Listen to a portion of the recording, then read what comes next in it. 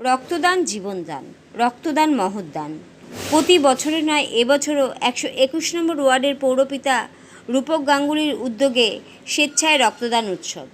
এই রক্তদান উৎসবে উপস্থিত ছিলেন চেয়ারপারসন দক্ষিণ কলকাতার সাংসদ মালা রায়, কলকাতার মেয়র তথা মন্ত্রী ববি হাকিম, মেয়র পরিষদ সদস্য দেবাশিস কুমার, মেয়র পরিষদ সদস্য তারক সিং, সুভাষিস চক্রবর্তী, পৌরমাতা রত্না চ্যাটার্জি, পৌরপিতা উত্তম মণ্ডল, পৌরপিতা পার্থ সরকার, পৌরপিতা অভিজিৎ মুখার্জি সহ বহু বিশিষ্টবর্গ।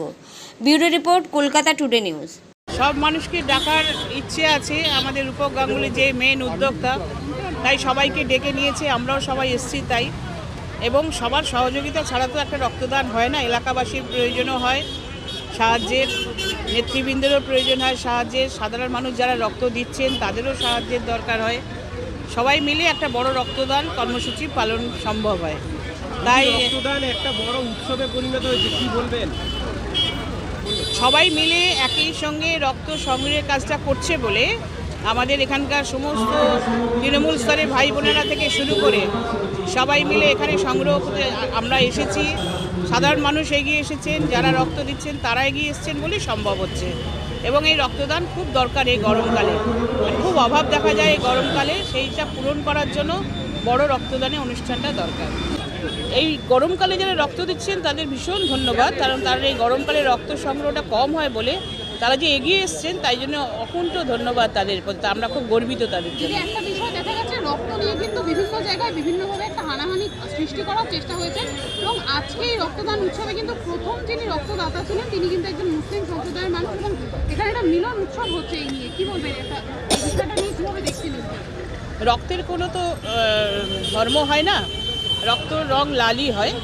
সুতরাং সেটা মুসলিম রক্ত হতে পারে, হিন্দুদের রক্ত হতে পারে, যে রোগীর দরকার পড়ে গ্রুপ মিলিয়ে তাকে দেওয়াটাই মূলত কাজ।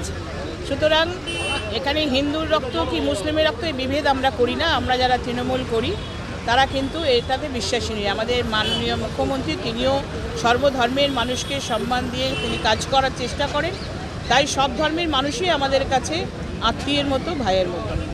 রক্তদান শিবিরকে 121 নম্বর ওয়ার্ডে উৎসবে রূপান্তরিত করেছে। রক্তদান শিবির আর নেই, এটা রক্তদান উৎসব হয়ে গেছে। আমি 121 নম্বর ওয়ার্ডের সকলকে ধন্যবাদ জানাবো, তারা যেভাবে এই রক্তদান শিবিরে সামিল হয়েছেন, যেভাবে এত ছাত্র যুব মহিলা তারা রক্ত দিচ্ছেন এই প্রচণ্ড গরমের মধ্যে, তাদের সকলকে আমার অনেক অনেক শুভেচ্ছা। লায়ন্স ক্লাব একটা ভারতবর্ষে না, সারা পৃথিবীতে এটা এমন একটা সংস্থা যারা সবসময় মানুষের প্রয়োজনে কাজ করেন। এখানেও তারা এই ব্লাড কালেক্ট করে তাদের যে ব্লাড ব্যাংক আছে সেই ব্লাড ব্যাংকে দেবেন, এবং সেখান থেকে সাধারণ মানুষ রক্ত পাবেন এই আশা আমার আছে।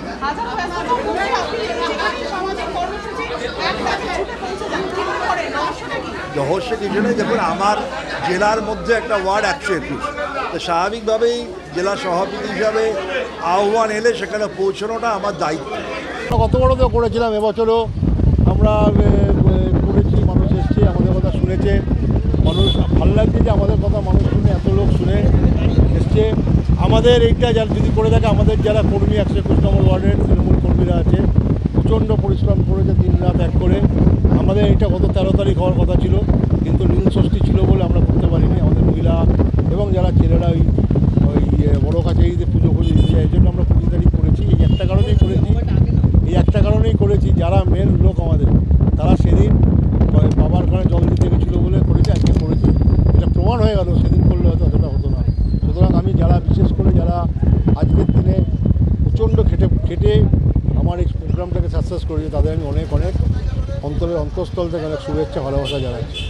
আমরা তো সামাজিক কর্মসূচি করেই থাকি। সামাজিক কর্মসূচি না করলে আমরা 2010 থেকে যত আমরা সব ইলেকশনে আমরা কিন্তু সিট বানাচ্ছি, মানুষ তো আমাদের উপর ভরসা করছে। আমরা যেটা বলি সেটা করি। আমরা যে সেটাও জেনে রাখবো। মমতা ব্যানার্জি যে প্রকল্পগুলোর কথা বলেন সেইগুলো আমরা মানুষের কাছে পৌঁছে দেওয়ার চেষ্টা করি। সেইটা মানুষের কাছে পৌঁছে মানুষ বিশ্বাস করে যে আমাদের কাছে বললে সব কাজ না হলেও মানুষ চেষ্টা করবে, এটা অ্যাসিওর আছে আমাদের ওয়ার্ডে। তার জন্য আমাদের ওয়ার্ডে আমরা কোনো প্রোগ্রাম করলে আমরা যেরকম এক্সপেক্ট করি তার ধারে কাছে। আমার একটা কথা শুনলে খুব বিরক্ত বোধ হয়, সেটা হচ্ছে আমরা মুসলিম, আমরা বলি শিডিউল কাস্ট, আমরা মানুষ বলতে পারি না কেন? এই ভাষাটা বন্ধ হওয়া উচিত। এবং মানুষ যখন বিপদে পড়ে মানুষ হিসেবে তাদের পাশে দাঁড়ানো উচিত। আমাদের পরিচয় হিন্দু মুসলমান বলে না মানুষ বলে, এইটাকে ঠিক করা উচিত। রক্তদান শিবির খুব ভালো কাজ। আমরা এই যে রক্ত দিচ্ছি, রূপক যে রক্তদান শিবির করেছে, এখানে যারা রক্ত দিচ্ছে কেউ জানে না কে কী জাত, আর যে রক্ত নেবে সেও জানে না কী জাত। তো এটা যদি সত্য হয় তাহলে যে একজন রক্ত দিল প্রথম সে মুসলিম, এই কথাটা বলার কোনো মানে রাখে না। এটা মুসলিম জাতিকে এবং মনুষ্যত্বটাকে অপমানিত করা হয় বলে আমি মনে করি। এটা বন্ধ হওয়া উচিত। সাথে সাথে হিন্দুর বিপদ হলে মুসলমান ঝাঁপিয়ে পড়বে, মুসলমান বিপদে পড়লে হিন্দু ঝাঁপিয়ে পড়বে। এইটা যদি আমরা করতে পারি তাহলে এই যে হিন্দুর মধ্যে মুসলমানের মধ্যে যারা দাঙ্গা ফাসাদ বাঁধাতে চায় তারা নিজে নিজে বন্ধ হয়ে যাবে। আমাদের চুপ করে থাকা মানেই একটা সমর্থন তাদের দিকে চলে যায়। কি শুভেচ্ছা দেবেন রক্তদাতাদের? শুভেচ্ছা কি, একটু আনন্দের, মানুষের জীবন দান করছে। শুভেচ্ছা একটাই, বাঁচাও লোকা খুন দো জিন্দগি বাঁচা দো। প্রত্যেক বছর আমাদের 121 নম্বর ওয়ার্ডে একটি রক্তদান শিবির আয়োজন করা হয়। আমাদের যিনি পৌর প্রতিনিধি আছেন রূপক গাঙ্গুলি মহাশয়, যাকে আমরা রূপকদা বলি, তিনি প্রত্যেক বছর এখানে একটা রক্তদান শিবির আয়োজন করেন এবং প্রচুর মানুষ এখানে ধর্ম নির্বিশেষে রক্ত দেয়, না হিন্দু